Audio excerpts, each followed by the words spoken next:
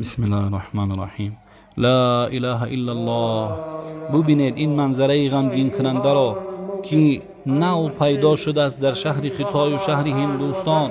حشرات است که حجم این حشرات مانند زنبور است. هر کسی را که میگزد در حال می افتد و می میرد. پروردگار ما را از این بلا نجات بده و دولت‌های مسلمان نشین را نیز نجات بده. اینها را ببینید، این پدر را که فرزند او را این حشرات گزیده است و پسرک مرده است.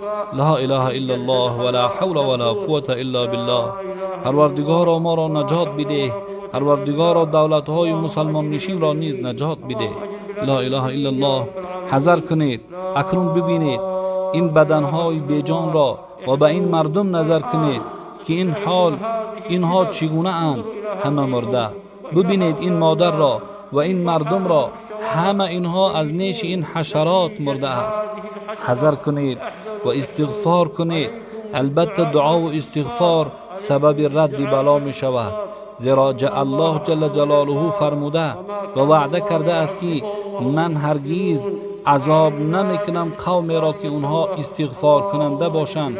بس باید که ما توبه و استغفار زیاد کنیم. پروردگارا مسلمانان را از این بلاها و از این کسلی ها نگهبان باش. پروردگارا ما را از این نمود حشرات نجات بده. پروردگارا ببینید این زن را، لا حول ولا قوة الا بالله. اینها همان مردم است. همچنانی که میبینید در صورت، از خدا بترسید. حذر کنید، حذر کنید، حذر کنید. ببینید، نظر کنید به این حشرات. این همون حشرات میده است. لا حول ولا قوة الا بالله. به شهرها نظر کنید. شهرها خالی شده و دیه ها همه خالی هستند. هر مصیبتی که بالای ما و شما می آید از سبب گناه زیاد است که ما گناه میکنیم. بر اون خاطر این مصیبت بالای ما آمده. امروز وقتی توبه آمده است. امروز باید ما توبه کنیم و رو به سوی پروردگار بیاریم. توبه کنید. حذر کنید برادران عزیز. توبه کنید، توبه کنید.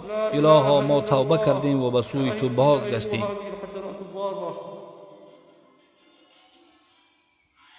طبعا مجرد ما تلدع أو تلدغ الإنسان يتوفى بعدها مباشرة. إنها